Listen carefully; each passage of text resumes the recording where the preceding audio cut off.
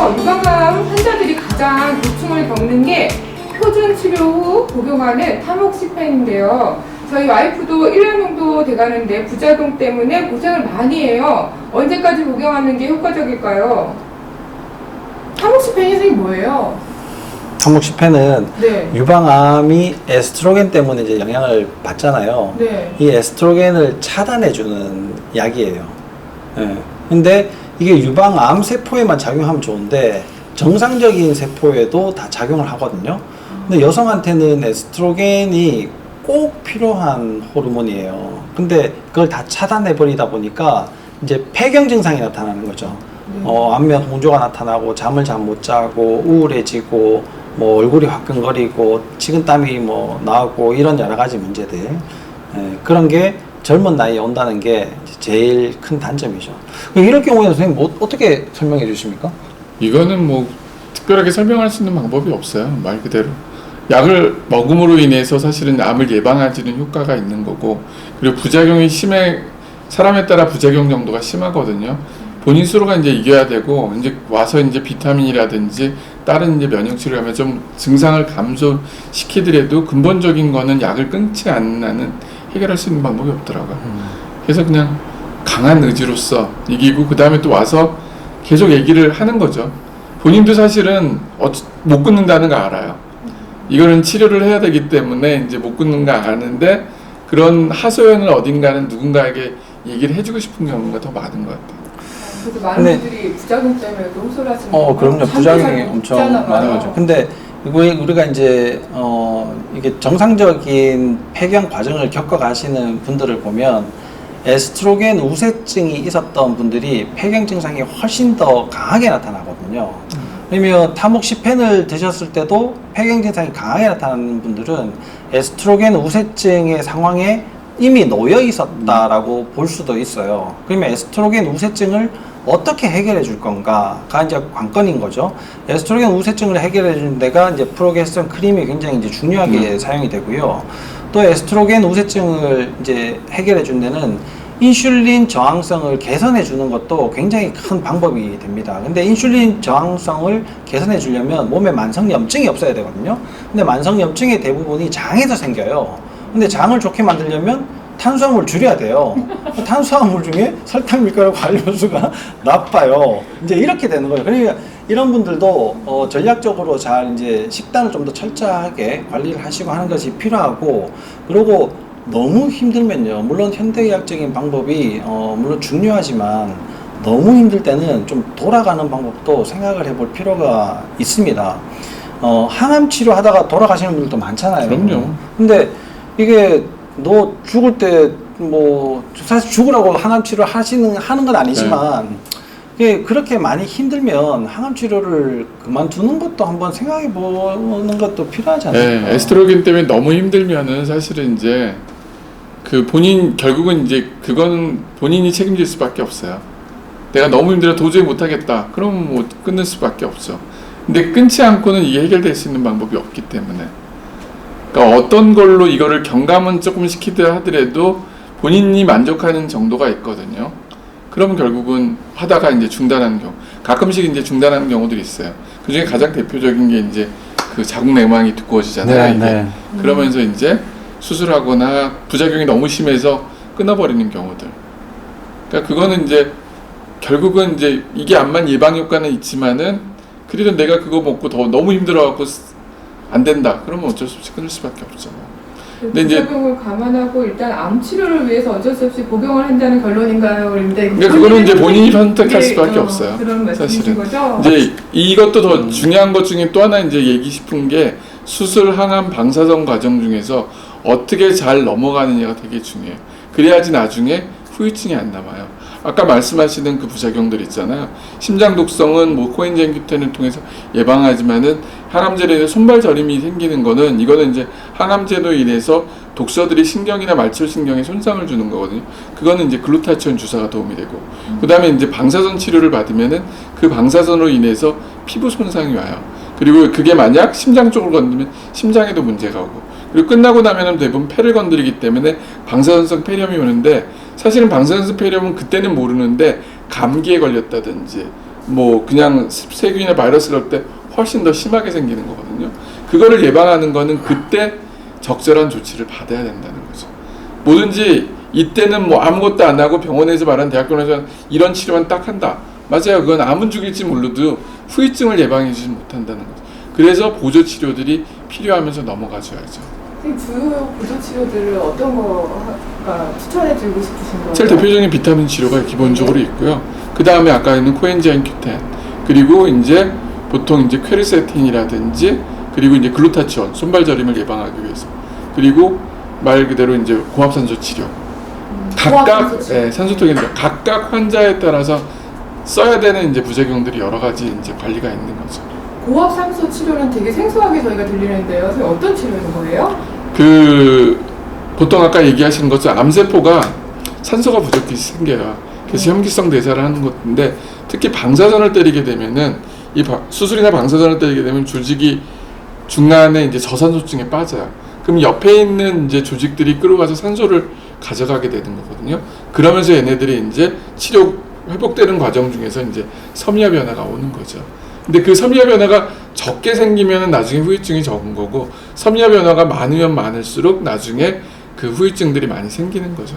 그거를 예방해주는 가장 좋은 치료가 고압산소 치료죠. 그거를 가지고 있는 병원도 드물 것 같아요. 고압산소 치료 자체가 고액보다도 이제 우리나라 이제 의료법이 이제 괴사가 돼야만이 이제 고압산소 치료를 하기 때문에 일반적인 병원들이 잘 안 보험은 가더라고요. 적용이 되나요? 그럼 환자들한테 괴사가 되면은.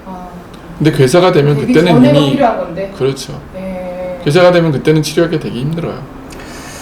저는 식단을 1년 정도 진짜 철저하게 하실 수 있다 그러면 타모시펜 부작용을 심하게 겪으시는 분들은 끊어보셔라 이렇게 말씀을 드려요. 근데 자신이 없으면 그냥 타모시펜 드시는 게 더 낫고요. 타모시펜 부작용 때문에 만약에 불면증이 있다 그러면 수면제가 도움이 되죠. 근데 그런 여러 가지 원인들을 만들어내는 다른 것들도 반드시 찾아보셔야지 됩니다. 수면제나 다른 약들, 영양제들이 처음에는 효과가 있는 듯 하더라도 효과가 점차적으로 없어지는 경우들이 굉장히 많아요. 특히나 뭐 수면제들은 그렇지 않습니까? 그렇죠. 처음에는 뭐 반알로 되는데 이제 한 알 먹어도 안 되고 이제 두 알 먹어야지 겨우 잘 수 있고 뭐 이런 식으로 이제 자꾸만 되니까 원인들을 잘 찾아보는 것이 매우 중요하고, 에스트로겐 우세증은 뭐 검사를 충분히 할 수 있죠. 뭐 이게 타액 검사를 통해서도 에스트로겐 우세증을 볼 수가 있고요. 뭐 소변 검사로도 충분히 볼 수가 있고 그렇죠. 네. 그럼 타모시펜으로 재발을 막는 것이 먹지 않을 때와 차이가 몇 프로 나는지 이런 연구 결과도 있나요? 라고 여쭤보는 분도 계시네요. 옛날에는 진짜 몇 퍼센트 제가 딱 알았었는데 하여튼 차이가 많이 나요. 있어요. 예, 네. 차이가 많이 나요. 그래서 타모시펜을 드셔라 이렇게 얘기를 하는 거고, 최소 기간을 5년으로 보고, 그것보다 요즘은 이제 더 효과가 있으니까 한 2년 정도 드시다가 다시 뭐 아로마타제 인히비터로 바꿔가지고 드셔라. 아니면 요즘 이제 그런 대규모 논문들이 이제 많이 나오고 7년까지도 이제 먹는 게 더 낫겠다라고 얘기를 하는데, 새로 나온 표적 치료제, 또 새로운 여러 가지 이제 기법들, 항암 기법들, 치료 기법들 이런 것들이 나오는데, 이런 것들이 점점 더 나온다는 것 자체가 지금보다 더 개선하기 위해서 나오는데, 그런 개선의 프로테이지는 사실 얼마 안 돼요. 네. 그러니까 우리도 분명히 그런 것들을 사용을 하면서 더 좋아지게 만들어야 되겠다라는 열정을 가지고 개발을 하고 연구를 하고 있지만, 사실 우리가 알지 못하고 있는 부분 때문에 문제들은 계속 심화되고 계속 남아있는 거거든요, 여전히. 그런 것들을 이제 기능의학적인 방법으로 찾아보시면 또 쉽게 찾아볼 수 있고, 또 몸을 조금 더 건강하게 만드는데 도움이 되시지 않을까 이렇게 생각을 합니다. 이게 먹는 글루타치온하고 네. 주사 글루타치온 이거는 어떻습니까? 이거는 뭐 차이가 비교가 안 돼요. 선생님, 먹는 비타민C, 그냥 맞는 비타민C 이런 같은 맥락인 것 같은데요. 먹는 비타민 C, 주사 비타민 C는 먹는 비타민 C 안면 먹어도 이제 혈중도 못 올라오기 때문에 주사 비타민을 쓰는데, 네. 글루타치온 문제는 또 달라요. 글루타치온은 먹는 거는 이제 인정을 못 받고 있고요. 주사제만 인정을 받아요. 그 이유는 이제 글루타치온을 먹을 때 보통 이제 위산에 의해서 산화로형으로 바뀌기 때문에, 그래서 이제 우리가 보통 글루타치온 치료를 받거나 쓸 때는 무조건 주사만 쓰게 돼 있어요. 아, 그래요? 네. 먹는 분들도 많으실 것 같은데요. 근데 먹는 것보다 주사랑 비교할 수 없이 주사가 훨씬 강력하군요. 근데 주사는 병원에 와야지만 되잖아요. 네. 그러네요. 네, 그러니까 이제 먹는 글루타치온을 이제 이게 글루타치온이 되게 흡수가 잘 안 되기 때문에 효과가 없는 걸로 알려져 있어요. 근데 흡수가 돼서 어느 정도 효율을 이제 보여준다라는 그런 이제 논문을 가지고 있는 약들도 있거든요. 그런 것들 잘 쓰시면은 좀 도움이 많이 되시죠. 실제적으로 뭐 우리는 두드러기도 뭐 안 나요 이런 분들도 있고 뭐 늘 피곤했는데 뭐 좋아졌어요 이런 분들도 네. 있고 뭐 그게 기능의학 병원에서 하시는 수액 치료잖아요. 그죠? 그건 이제 주사 치료고 그 수액 치료가 지금 병행되는 이유가 그런 흡수율의 차이나 그런 것 때문에 치료할 때는 주사요법이 훨씬 더 효과적이죠. 좋아요. 네. 근데 그 비타민 D는 확실히 부족하신 분들은 주사요법을 하시잖아요. 비타민 D가 아니 경구도 좋아요. 대신 이제 문제는 그 비타민 D는 지옥성이기 때문에 주사는 3개월 동안 효과를 가는 거고 먹는 것도 그만큼 가는데 주사가 그래서 용량이 세잖아요. 대신 이제 먹는 거는 알약을 먹어서는 효과가 없고 기름 형태로 먹어야 돼요. 그래서 항상 연질 캡슐 속에 있는 기름 형태만 비타민 D가 효과 있고 그 알약은 별로 없고 그리고 그 비타민 D 같은 경우는 이제 동물성이에요 사실은. 그러니까 우리가 보통 뭐 식물성에서 비타민 D를 한다. 이거는 함량이 굉장히 적어요 실제. 보충제도 네. 정말 다 다르군요. 비타민 D는 지용성이기 때문에 네. 그걸 이제 근육으로 주사를 하도록 우리나라는 허가가 돼 있거든요. 네. 예, 근데 그걸 근육으로 계속 지속적으로 3개월 동안 맞는다 치면은 예를 들어서 뭐 나이가 많으신 분들이야 뭐 그렇지만 40대 뭐 30대 뭐 요즘은 20대도 비타민 D가 낮으신 분들이 많아요. 그러면 그걸 3개월 만에 한 번씩 거의 비슷한 자리를 찌르게 되거든요. 그랬을 때 생기는 근육 손상 때문에 생기는 문제도 간과할 수는 없어요. 그러니까 좋은 비타민 D는 먹어도 주사를 맞는 것만큼의 효과가 있거든요. 비슷한 용량을 먹게 될 경우에. 그래서 우리 병원에서는 근육 주사로 비타민 D를 절대로 안 줍니다. 네, 다 먹여요. 그러니까 그렇게 먹는 게 훨씬 더 안전하고 좀 덜 올라간다 하더라도 다시 또 기회를 가지면 되거든요. 굳이 뭐 그걸 엉덩이를 찔러가지고 할 필요가 없다라고 생각하는데, 그걸 제가 이제 예전에 뭐, 그다음 학회에 가가지고 또 얘기를 했는데, 뭐, 많은 선생님들이 어쨌든 그래도 계속 근육 주사로 하긴 하시더라고요. 그래서 그런 것들을 피할 수 있으면 피하는 게 또 좋은 방법이라고 생각을 합니다. 네, 정말 좋은 지식을 알게 됐어요. 선생님. 그럼 비타민 C가 수용성이잖아요. 근데 많은 분들이 비타민 C도 지용성이 있더라. 지용성 있죠. 있어요, 선생님? 있죠. 어떤 경우예요? 그 지용성 껍데기를 이렇게 싸는 거예요. 비타민 C를요? 네. 그 콩의 레시틴으로 비타민 C를 싸요. 그래서 흡수율을 조금 더 이제 증가시킨다. 그러면 싼 거지 몸 체내에 들어가서는 근데 비타민 C 자체가 뭐 남아있지 본질은 수용성이고요. 그렇죠. 네. 들어가면 비타민 C로 존재하는 거죠. 수용성으로. 그걸로 이제 잘 섞어가지고 이제 뭐 포막을 이렇게 이제 형성을 해서 비타민 C를 잘 넣어준다. 뭐 이런 개념인 거죠.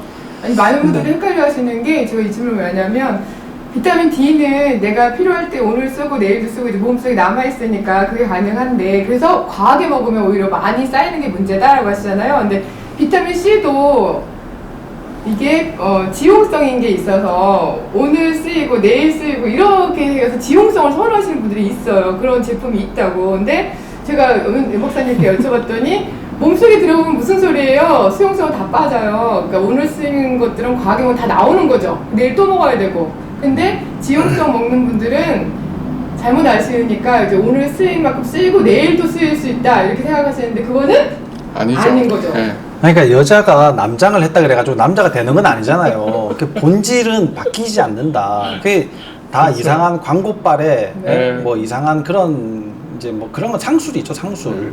네, 그래서 그런 거 하나씩 저희 프로그램으로 채널로 통해서 바로 잡아 나갔으면 좋겠습니다. 제가 아까 유방암 심해지기 완전 심해지기 전에 고압산소 치료가 도움이 된다고 하셨는데 이게 산소 캡슐 안에 들어가서 일정 시간 치료받는 건가요? 라고 여쭤보신 분이 계세요. 그런 건가요, 선생님? 어떤 게요? 고압 산소 치료가 산소 캡슐 안에 들어가서 일정 시간 치료받는 건가요? 그렇죠. 산소통에 들어가서 이제 치료를 받는 거죠. 네. 그런 거는 또 고압 산소 치료는 부작용이 있나요, 혹시? 고압산소 치료의 가장 큰 거는 이제 이 기압이 걸리기 때문에 귀가 안 좋은 분들은 이제 못 해요, 사실은. 그거 말고는 특별한 거 없고, 이제 기압이 이제 큰 것들이 있어요. 2기압 이상. 피부에서 했을 때 이제 쓰는 거. 그건 같은 경우 이제 폐 기종이나 뭐 이런 것들이 올 수는 있다고 하는데 거의 그런 경우는 없는 거고요.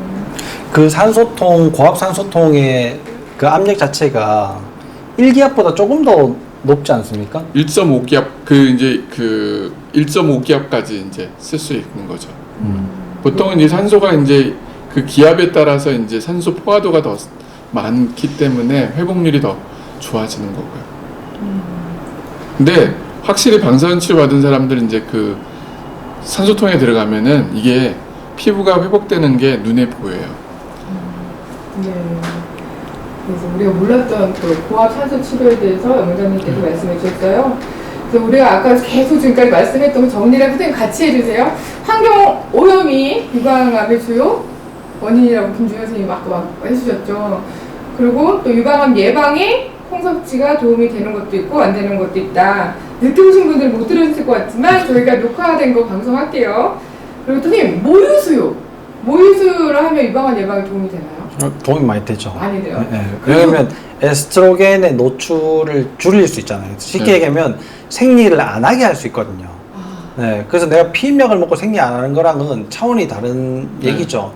네, 그러니까 아기를 많이 낳고 또 젖을 계속 물렸던 옛날에 유방암이 이제 그만큼 낮았던 거예요. 그래서 미혼인 사람들이 불리하군요. 불리한 거죠. 네.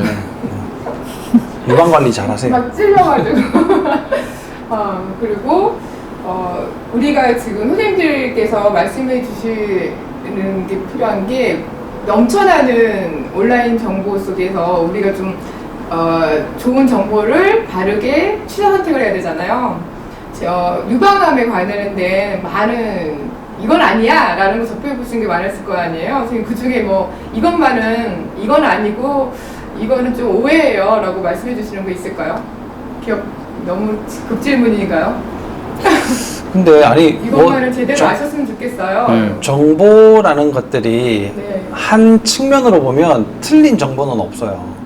근데 그것이 과연 나랑 맞느냐 안 맞느냐의 차이가 되는 거고 또 그런 정보들이 다른 면으로 보면 틀리는 경우들도 있거든요.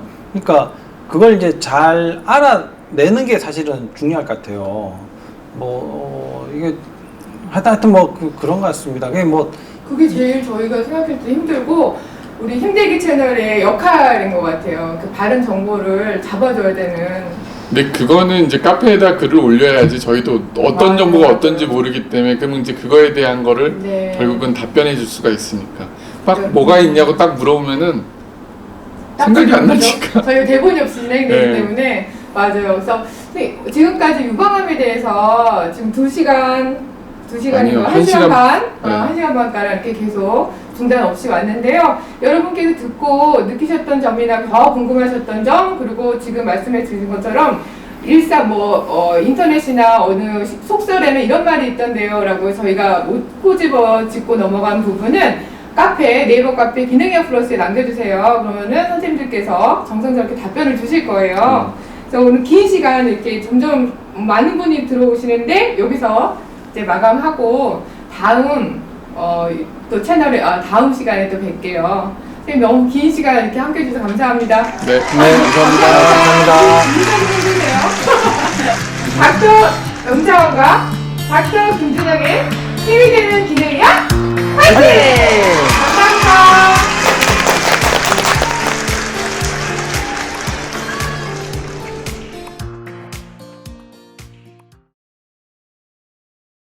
감사합니다.